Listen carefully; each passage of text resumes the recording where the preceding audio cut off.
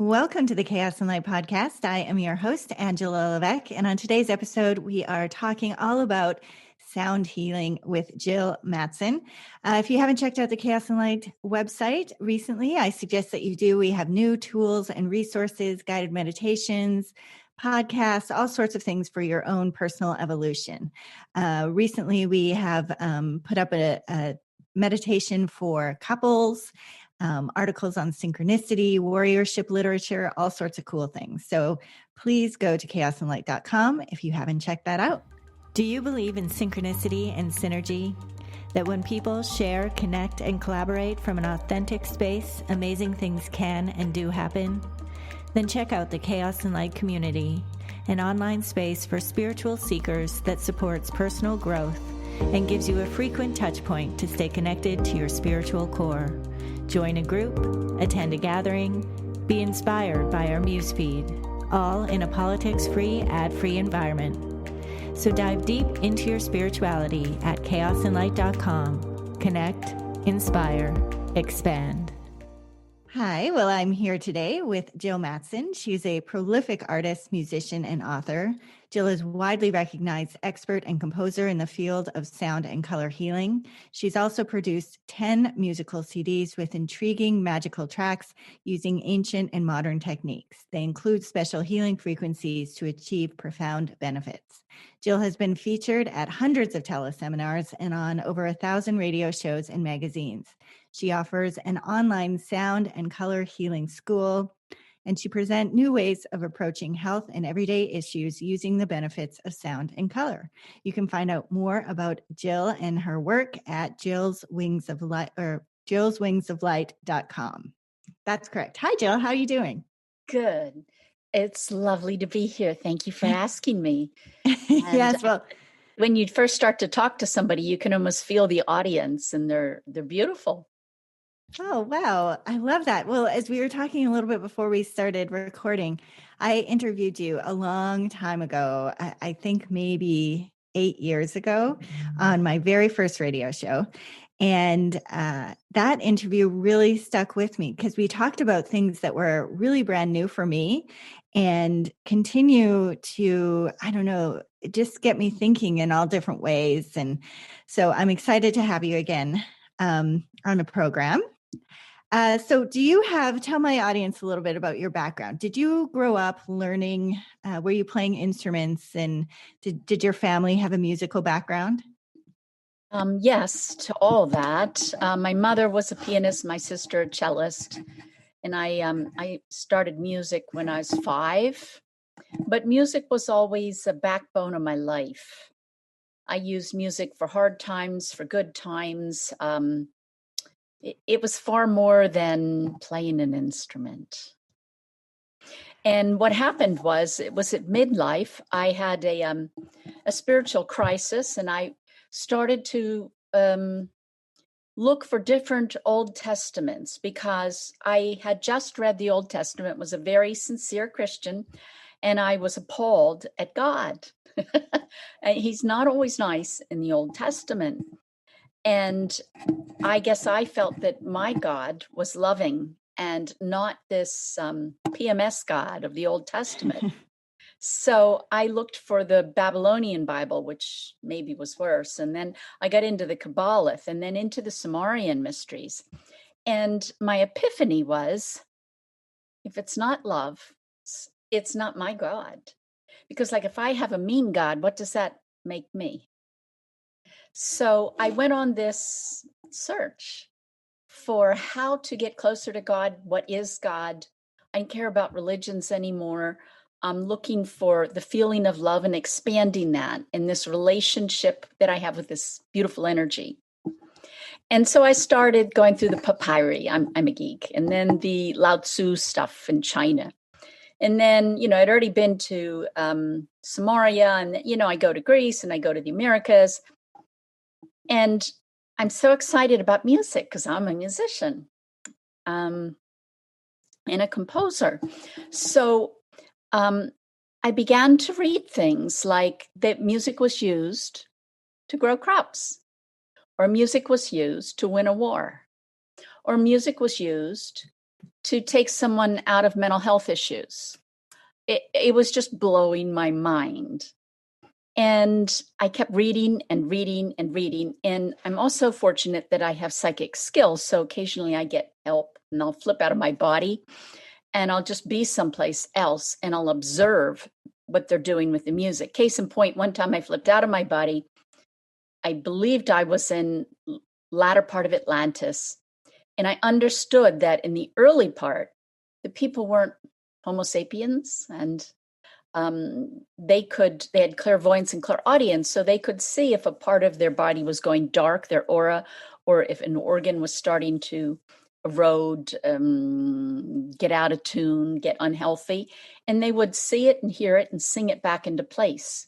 But as they lost these skills, as they were becoming Homo sapiens, they had handed down from their forefathers the tones of organs. So I saw these kids playing like with pancreas and a spleen and, like, where's Barbie? I mean, come on. No, let's go play with an intestine. So anyway, they were learning the songs. And when I came back from that little out-of-body experience, science already has that. And you can spend thousands of dollars to get one organ tuned. And I have a whole CD, I'll tune all your organs. And so it was kind of like that. That's one little discovery. But as I went around the world, I found that music was used to control people, to control the masses. It creates emotions. There's no competition. They controlled the tuning, the instruments, the style, everything. And if you don't believe me, look to Egyptian art. In 3,000 years, there's no variation. It's all the same. Well, there's a reason for that. And the same applies to music throughout all the ages. So the elite have these secrets and understandings. And I believe they're afraid to share them with the masses, probably because they're on the top of the food chain, but also because if someone with no values get them, like Hitler was looking into this stuff, if someone who's really vile gets these powerful secrets, what then? So these schools of knowledges kept them separate, and people had to prove their virtue before they would be taught.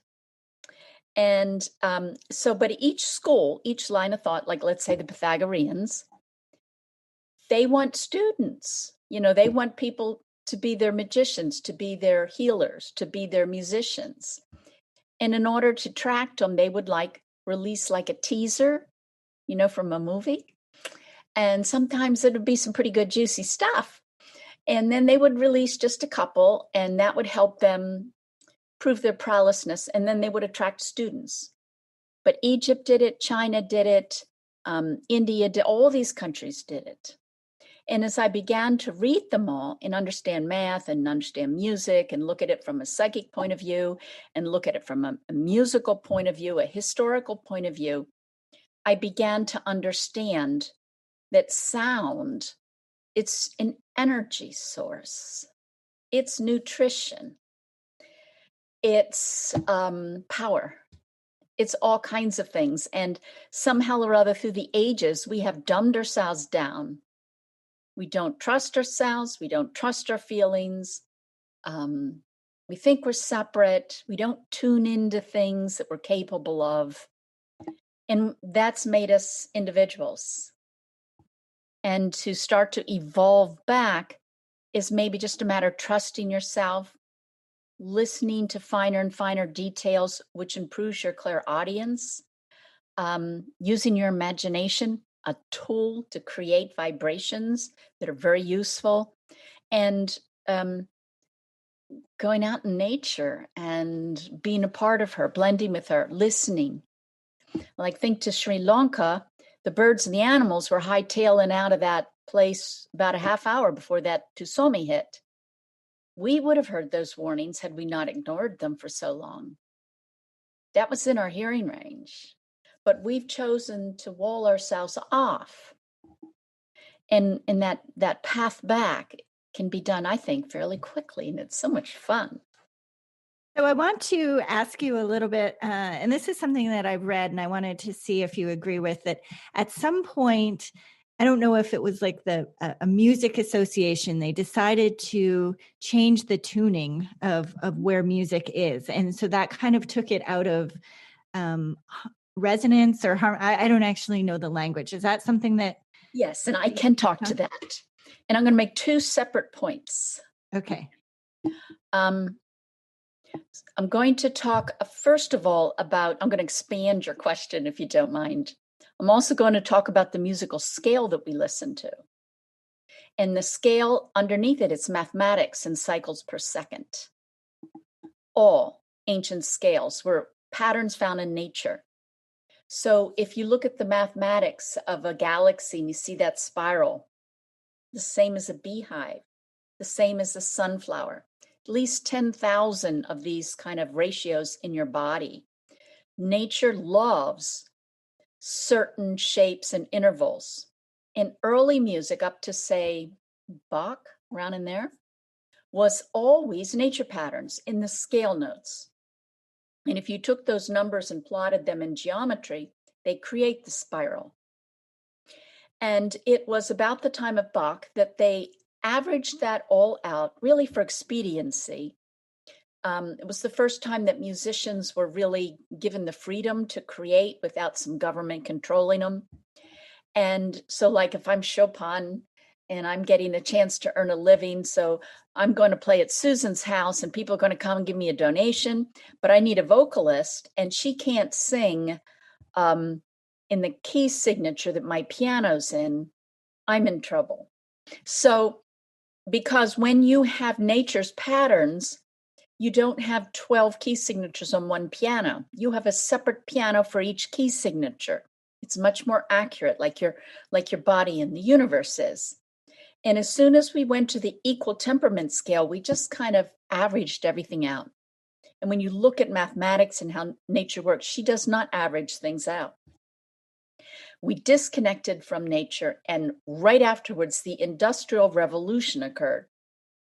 I personally don't think, had we been listening to her songs, her scales, we wouldn't have been able to plunder like that. So that's part of it. Then we'll go on to the actual tuning note. Mother Nature favors certain dimensions, certain number patterns. Perhaps it's the tuning of our world. And in this, you'll find certain number patterns, sacred geometry. You can convert mathematics to shapes and geometry. You'll find that, like, the number 432 is one of many numbers that comes up many times. 432 incorporates, I think it's maybe the diameter of the moon. It's in the solar system. It's in your body. And it resonates with your heart. So my opinion is that would I prefer to listen to 432 or 440 as A, well, 432. It resonates my heart. My heart is my strongest chakra. And that heartbeat, the rhythm behind my heart, makes this vibration perhaps my most important. So I love it. But when people argue 432 versus 40, they're looking 100, 200 years back when that change occurred. My perspective is more like 6,000 years, not 200. And what I've learned is that ancient countries tuned to different notes. And we're not talking about the difference between a high and a low A, like 432 or 440. We're talking about tuning to C, D, E, F, G, and so forth. The Chinese were huge on F.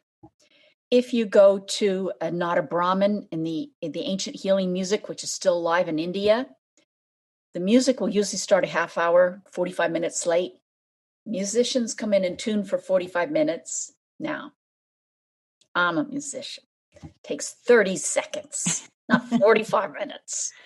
So they go in there and they play C. This is in Hindu, in India, for 45 minutes to tune you, the audience. And then their music has a more profound effect. And they mirror that in their clothes, the orange of the Swamijis. Look at the Dalai Lama, that color or that note, they're the same frequency. And they're tuning and learning emotions and mastering tasks that would relate to that musical note and to that color. And you learn something different, like balance in China. Notice that they've chosen F, which relates to green, the middle color of the rainbow, and they're into Taoism, the balance.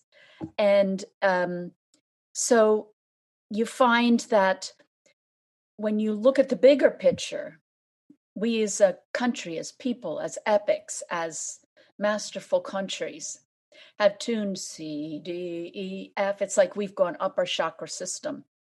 So as much as if I'm given a choice about tuning, let's say here or to my heart, I'm picking 432. I believe that we're soon going to be tuning to B, not even 440.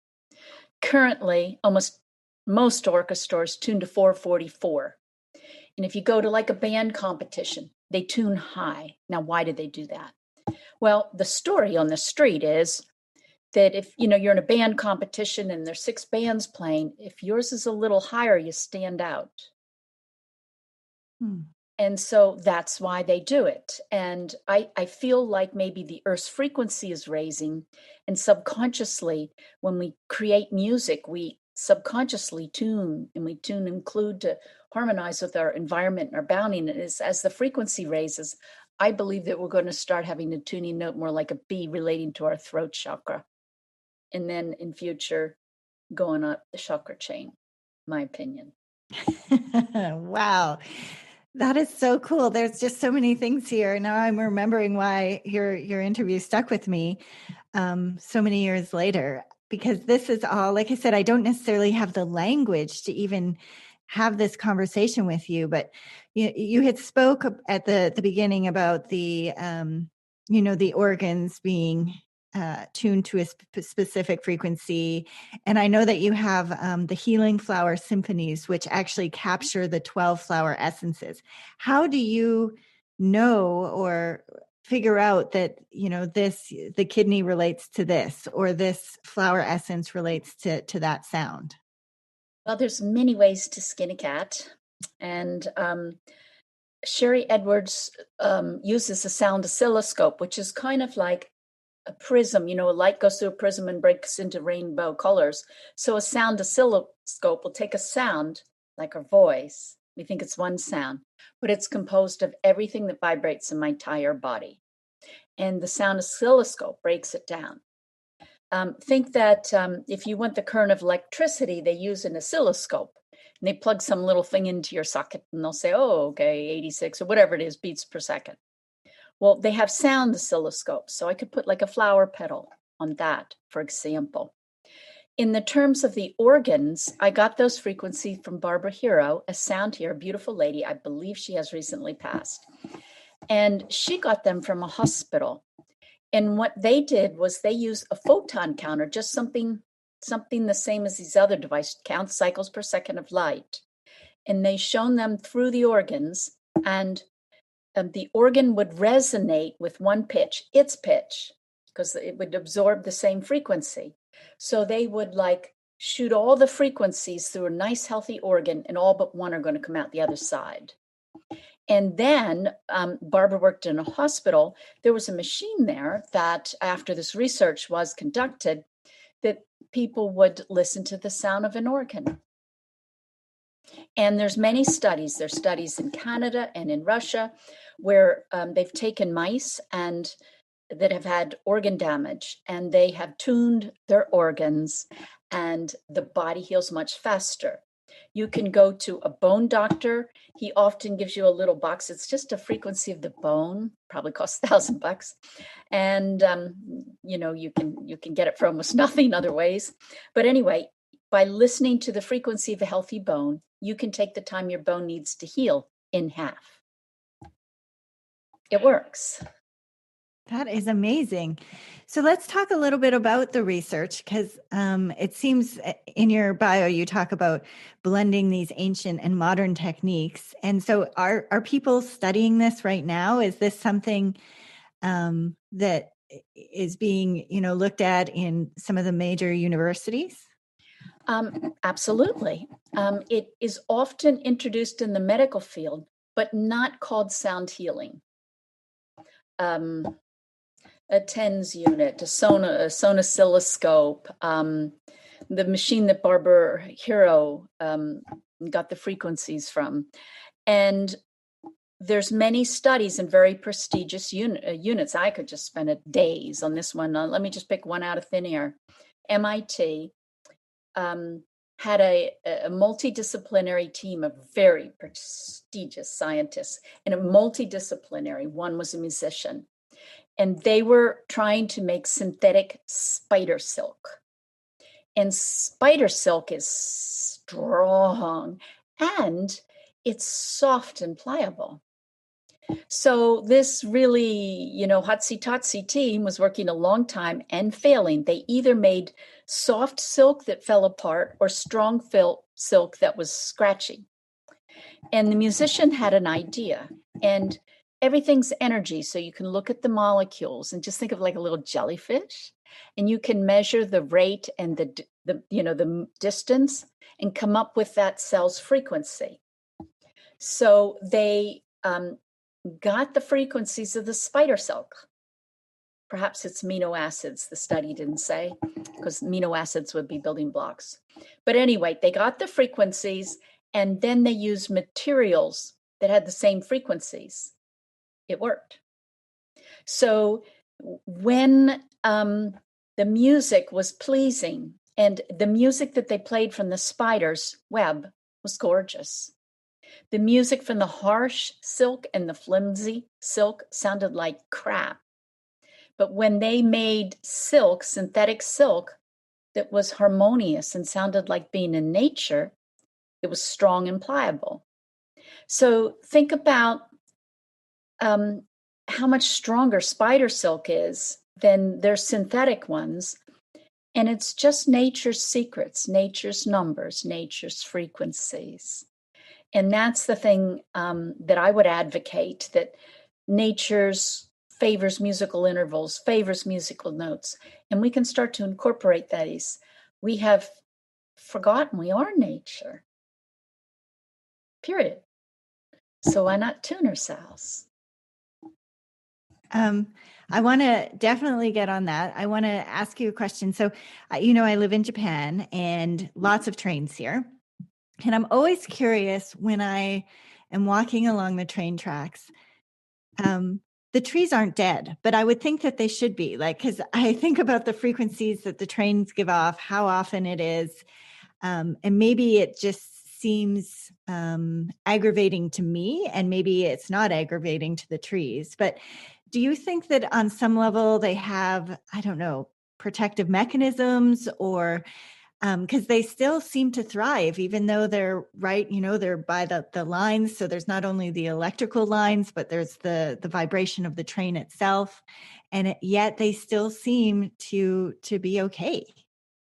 Well, I can think of places that I know that are dumps and garbage dumps and stuff grows. And I can think of, nature's pretty hardy and learns to adapt.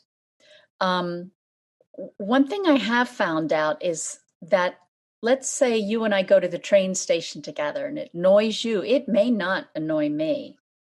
So there's several things. One is the volume, one is the pitch, but particularly if you're around a frequency a lot, you're not separate from your environment, so you start to absorb it. So if you're on trains a lot, and let's say they're all pitched to B flat, you're liable to get an overload of B flat. And health is having average amount of everything. Health is a beautiful range of all the tones. And so if you keep going to the train and keep stockpiling up the B, that can make you sick. We forget that our body is conscious. Our body knows we don't know that the body's conscious, but the body is separate and conscious. Let's say I need vitamin C. And let's say that quote equates to the musical note C. I can listen to a lot of the musical note C, and that energy of that cycle per second will be the same as me taking a vitamin C tablet. So when I need something, a nutrient, my body wants it. So maybe I crave that food. Or if that doesn't work and I eat Cheetos or some type of junk food instead, maybe then I crave music in that key signature. I mean, I remember being a teenager and just loving a song, could never get enough to listen. And then all of a sudden I was done with it. So I'd listen and I'd fill up my deficit. And then when I got what I needed, it was no longer appealing. So there's something about paying attention to what your body likes. Now, let's say you have to go to work on that train and you can't avoid it and it is making you sick. And can something like a train sound make you sick? Yes, it can. I guess what I would say is this.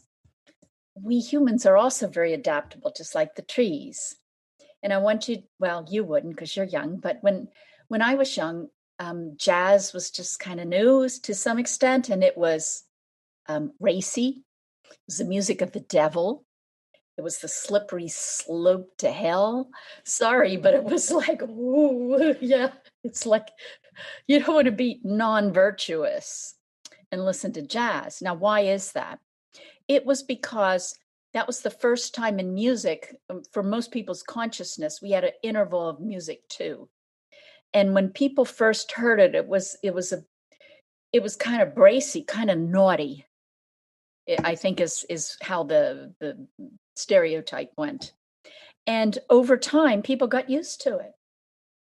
It's not naughty. It's played in canned music in the grocery store, so you buy more carrots. I mean, it's in your easy calm stations. You know, what was jarring, what was offensive to a large group of people is no longer offensive to anyone. We have grown accustomed to it. It's almost like it was a challenge and we overcame it. We're now master of that interval and it no longer is an irritant.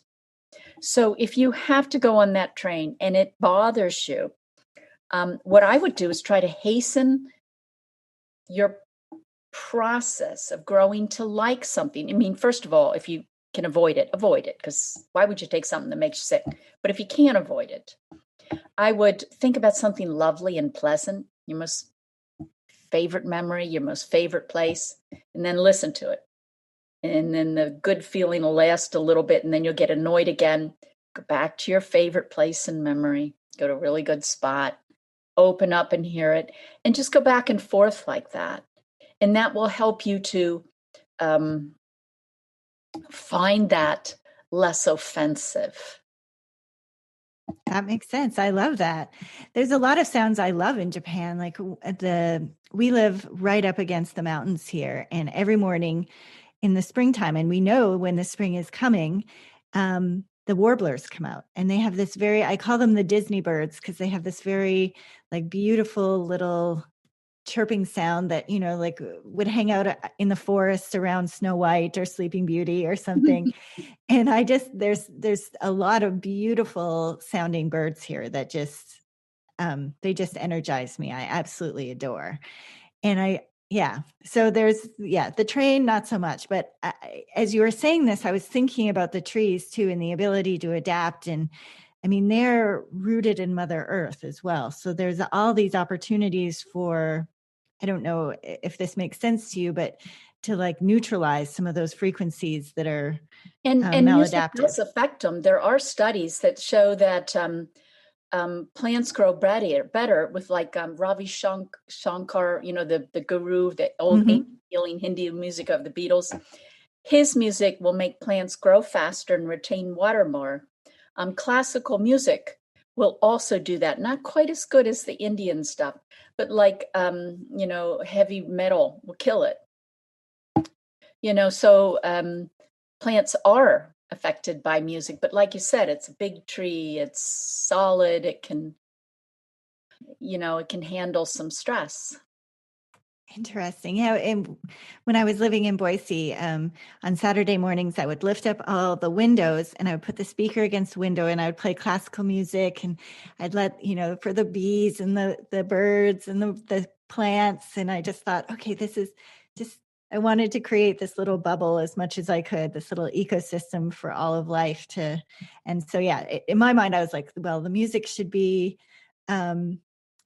classical or something like that. Cause I remember watching, when they were looking at water and the crystals in the water and how those would form versus, heavy metal music versus classical, and how different those geometries would look. And of course, the geometries are healthier. You create structured water that's better for your body. Yeah. Oh, so fascinating. Okay, so let's talk about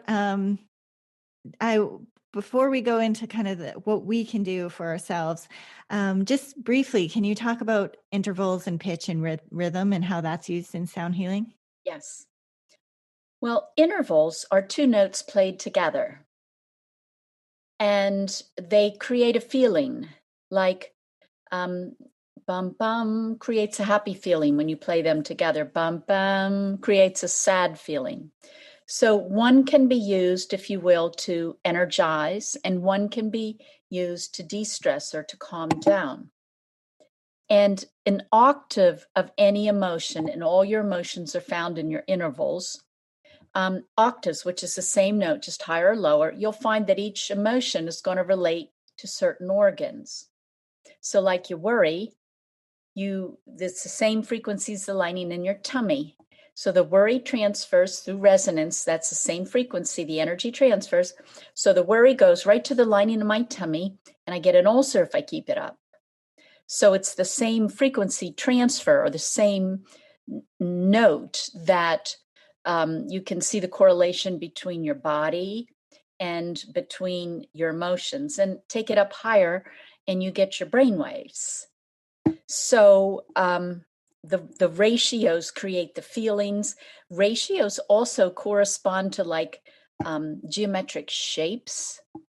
And it's easier to show you then, but if you look at Pythagorean stuff, you'll find that the sacred geometry and the structure in those molecules, they're going to correspond to interval patterns or ratios, or 2/3. If you're 2/3 down of a string, you're going to play a musical fifth of the root note. So that's intervals. When you want to talk about rhythm and pitch kind of do this. Think that bum bum bum bum has a pitch. You could go bum bum bum bum, same rhythm.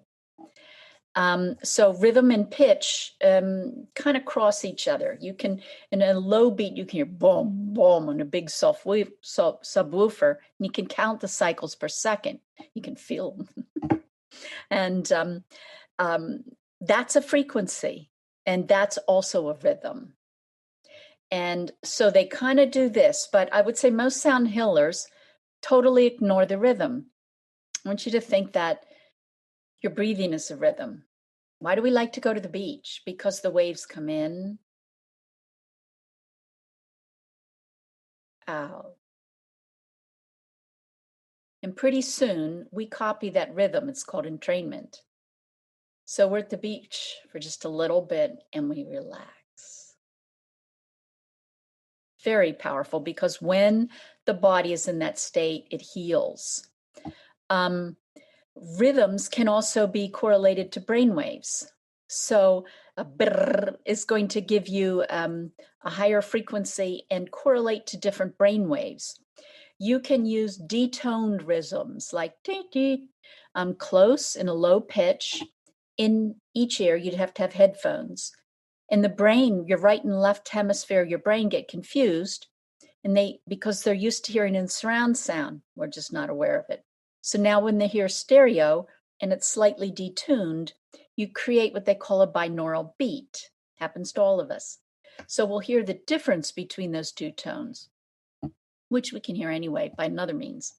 But in order to hear it, the brainwave has to create it, and the brainwave, then you have brain waves. So let's say you have 10 cycles per second, 5 cycles per second. Now your brain's going to, pitch or rhythm to 5 cycles per second, which is really deep delta brainwave. So now you're in super, super, super deep meditation, which is wonderful. So the other thing about rhythms is that the Hindus have made a whole healing world of rhythms. And again, they copy nature. The pattern of wind and leaves, the pattern of a horse galloping, the pattern of a mother patting her baby. They look around them and they look for characteristic rhythms, and then they use that in their music. In the Western music, we primarily have 2 beat patterns.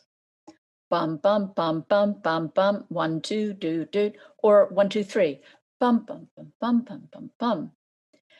In the Hindu ancient music, they have 120 some beat patterns. Wow. And they're using them in their Ayurvedic ragas, which is kind of like a song. And their ragas, like this one's for allergies. This one's for a sore throat. They're very prescriptive. And yes, it's the pitches. But I think one of the larger components in the Hindu healing music, which is perhaps one of the only ones, the big ones around left on the earth, it's all done in rhythms. So you have pitch, you have musical notes, you have intervals, you have rhythms, and you forgot harmonics.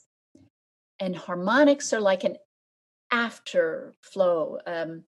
Think of a grandfather clock, and you pull that pendulum up and you let it go, and it goes boing, and then it keeps getting smaller and smaller. That's like a harmonic. So you have a sound, and then it like goes. And as it goes up in pitch, it follows mathematic patterns. And it follows mathematic patterns found in nature, found in your body, found in crystals, found in soil. I mean, we're all so resonant when we sing together. And the ancients believed that harmonics were the secret of the universe, that harmonics were the secret of macro science, microscience, that everything would relate to this harmonic pattern. And when we listen to digital music, we don't even get harmonics. They're averaged. Just like our musical scale, it's averaged, but our body doesn't do average. Our body will reject that sound pattern because it wants it dead on. And so what I've done in some of my CDs is I create harmonic patterns with software, initial pitches. Because it's critical for health, and it was a staple of music in the ancient world. Wow. This is just blowing my mind here. I just love it. Okay, so let's bring it back more to the individual here. So listening to those specific patterns is obviously, very healthful for the body. What about, is there toning that we can do, singing? Is there stuff that the individual can do for themselves, just even to start today, that will help bring a deeper sense of health and well-being? Yes. Okay. First of all, I've created 10 or 11 CDs to put light in your aura, to tune your organs, to tighten your skin and muscles, give you sound and vitamins, boost your immune system, particularly against the virus, what's my latest one? Tune your DNA. I'm thinking. And when I talked about the ancients saying that the perhaps one of the most critical components in music was harmonics. Harmonics are expressed in vowel sounds. A, E, sounds like E's higher, but listen, A, E, same pitch. But the E sounds higher because it's harmonic. Its little after splash of vibration ends up in higher pitches. It's like a violin plays a C, trumpet plays the exact same note, and the trumpet sounds lower because the wood will throw the vibrations into a higher harmonic. So I just came out with the names of God, and I found a way that the ancients used to correlate their sacred geometry to pitches and vowel sounds. And vowel sounds are your harmonic patterns. So that's called Names of God. I just came out with that one. Are these available for digital download? Yeah. Okay. Yeah. I don't even think I have a CD player anymore. Yeah, you can do them all digital. They're on coronavirusdefense.org. That's the only place you get the immune system CD, and it's for free. And then they're also on jillswingsoflight.com. So that's one way. And music is very inexpensive and easy to listen to. Toning is fabulous because you're the ultimate instrument. The idea with toning is that your body knows what pitch you need. Your body's conscious and your body's directing you, even though we're unaware. I like to think of myself like this and my body like this, but it's really like my body like this and me like this. So anyway, when you're toning, the point about toning is to make all the sounds, because that's giving your body like a smorgasbord to select from. So you go, ooh, only very slow. You would take 15 minutes. So you would start by making the lowest tone you're comfortable with on any vowel sound. Ooh. And then when your voice shakes or splits or cracks or jumps, your body's missing those frequencies. They're holes. That's what's making you sick. You can have more energy, more everything, heal yourself by singing in those tones. So you start very slow, like, oh, and usually you get stuck at first because the tones, when you're doing low tones, will start at the bottom of your feet. And almost all of us wear synthetic soles and our feet chakras are all clogged. So it takes a while to get going, but eventually the tone will go, ooh. And then if you go, ooh, where you have a crack, you have to keep going back and making sure you get all the tones. First time can take you half hour. Once you get going, maybe you can do it in 5 or 10 minutes if you're faithful. But you're taking your voice to the lowest pitch up to the most comfortable one that you can. And that is phenomenal. It's free. It's powerful. So let's talk. There's two things. I want to talk a little bit about COVID. Have you, from your perspective, from, all of the knowledge and background that you have, how do you look at, first of all, the illness itself? And then is there some way from a sound healing perspective, you mentioned your download or your CD, is there stuff that we can do? I have not looked into the sound and the science of COVID, but Sherry Edwards has. And I've written a book on her work called Secret Sounds. She's came up with the frequencies that COVID hits first when it comes into your body. Think of your body as a fortress. And first, it's going to attack your immune system. It has to get in. So let's say it goes for vitamin C and it knocks that out. And it's kind of like it's got a hole in the wall. And then it's going to look for glutathione. That's a big one. And then it'll get rid of that. That's a bionutrient. So it'll get rid of that. And then it's got another hole. And she observed people coming down with coronavirus and came up with about 12 different frequencies that will be attacked as soon as you get the virus. And so the music at coronavirusdefense.org, it's my music, but it's her frequencies, her science, and it has the tones of those nutrients.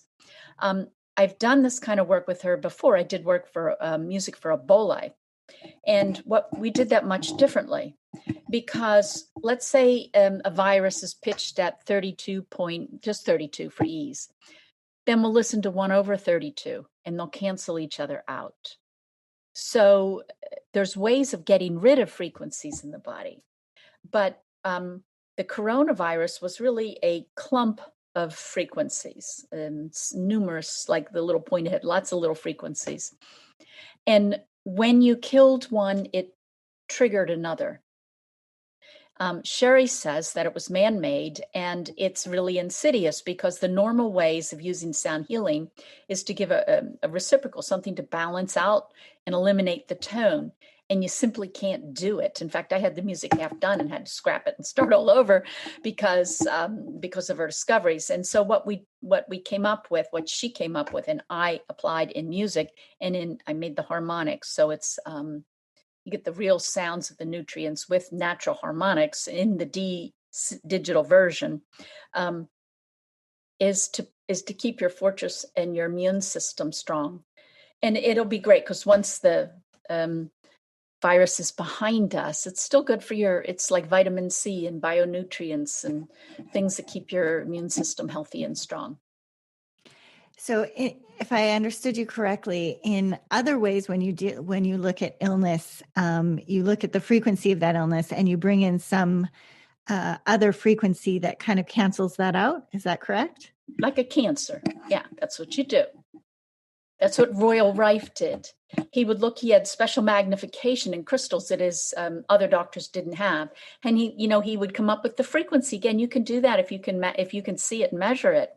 And then he gave him the antidote. The antidote was the canceling frequency. Then it worked. I know my uncle, he had throat cancer and he used the Rife machine, and it's been many years now and he's fine. Mm-hmm. Yeah. So last thing, you talked a bit about body consciousness so when people say that we're mind, body, spirit, do you believe that we have a body consciousness, a mind consciousness, and a spirit consciousness? How would you look at that triad?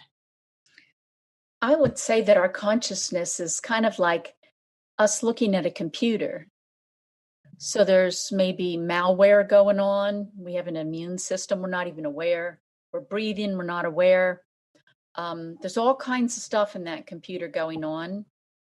I might be running music in the background, uploading on this tab, doing this, doing that, doing this. But my consciousness is you and me right here talking. This is it. So it's like I got one thing on my plate, but there's a whole lot else going on. And that's how I view the consciousness, that we can kind of focus on this level or that level. I can focus on how I feel or this conversation. And then I'm not even thinking of my feelings. Doesn't mean my feelings aren't there. They are. I'm just not conscious of them. And I think the bigger part is our subconscious mind.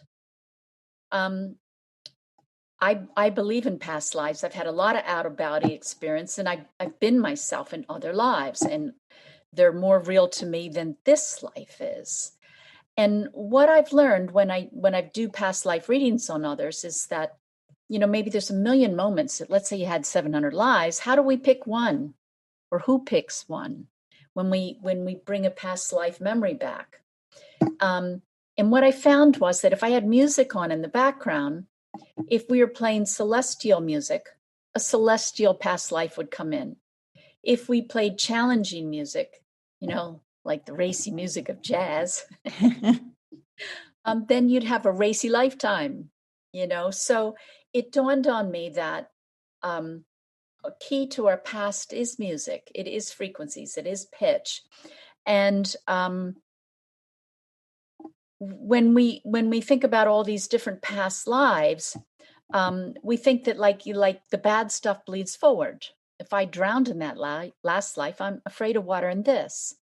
What we don't think is that if I overcome my fear of drowning in this life, I change that past. I don't think the past is set in stone. I think I can forgive someone, and I change and they change, and my memory changes. I don't even remember it in the same. I can work on my inner child, which means I can imagine myself to be a child and just love, love, love, love, love, and to try to make up for all that deficit. And when I do, I change. This Jill changes. So I think that we've all had past lives, and think of them all as a beautiful symphony, and they've got really crappy parts. And they're all our creations. They're all a symphony. And if we're going to ascend, if we're going to be healthy, if we're going to lift up this world, I not only have to lift up my life here, but I have to lift up everything I've created. And sometimes it's pretty doggone easy to clean up past lives. Like, for example, let's say you were in a war and you were a general and you lost, and the other general came up and just slaughtered you. Okay, it was 1,000 years ago. You don't know who it's like you see the picture. Can you forgive that general? Well, it's pretty easy. It's like going to a movie and not getting mad at the bad guy. In fact, maybe you like him as an actor. Maybe he's your friend. It's like, so it's more like a play. It's more like an act. It's more like a story. It's not like you. And we can go in and look past when these kind of subconscious doubts and worries come in, to just choose different. I choose love. Poof. And so I think that's the bigger part of the frequencies that we have to deal with. Is I feel like a lot of us are releasing a lot of stuff from the past, this life and further lives, and we get a chance to keep it or clean it up and let it go. Well, I think we will end on that note. I want to give you a chance again to mention your websites, where people can get in touch with you, anything you'd like to leave my listeners with today. Jill's Wings of Light. There's an hour's worth of free music for your skin, for an organ. I mean, I just have like a sampling, and it's free at Jill's Wings of Light, along with a ton of other stuff. There's a sound healing school. So how did they do Reiki, if you will, in Egypt? What did they do in the temples? I just finished a program. It's on uwealthrevolution.com on what did the Druids do? How were they healing? How they shape-shifted? How they merged with nature? I have ones on altering your voice as a healing modality. And so I have the fairly complete, a large number of selections from ancient healings and ancient sound healings on jillswingsoflight.com. The immune defense music that's free is at coronavirusdefense.org. And there's a lot of other stuff there too, but that's a whole hour's worth of music to boost your immune system. Yes, your website you have a ton of stuff on there. Yeah. I interrupted you. You're going to say one more thing, I think. No, Okay. Well, I'm excited to go and check that out. Amazing information today. I just love talking to you. So thank you so much for coming on the podcast. Thank you. Blessing. All right. Well, we will be back in just a minute. Are you enjoying this podcast and want to help this lady out? Well, share it with friends, or even better, leave a review on iTunes. We'd love to hear from you. Now back to the show. Well, that's it for today's episode. We will be back next week with Peter Schenk talking about spiritual technology. Take care and seek the mystery.